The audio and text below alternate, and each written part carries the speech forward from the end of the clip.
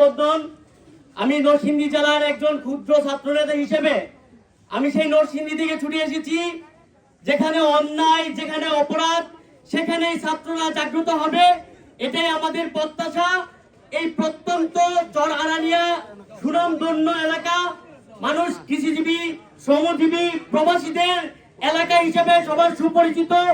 আজকে এই চরআরানিয়ার মতন একটা প্রত্যন্ত এলাকায় এমন ন্যাক্কারজনক গণধর্ষণের মতন, আর এই গণধর্ষণ হওয়ার পর এখনো কিভাবে আসামিরা শান্তিতে ঘোরাফেরা করে। আমরা আপনাদের মাধ্যমে প্রশাসনকে দৃষ্টি আকর্ষণ করতে চাই।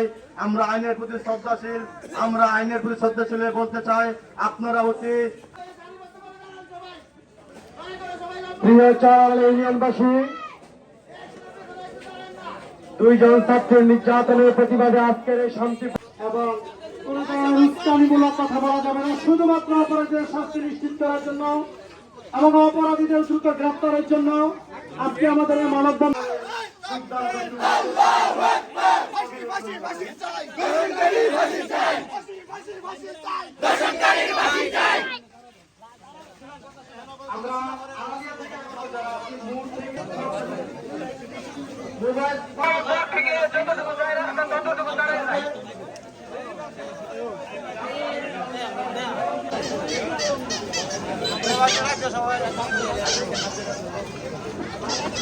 সবাই রাস্তার দক্ষিণ সাইডে লাইন ধরে দাঁড়ায় যায়, মোড় থেকে বাজার পর্যন্ত যতটুকু লাইন দেওয়া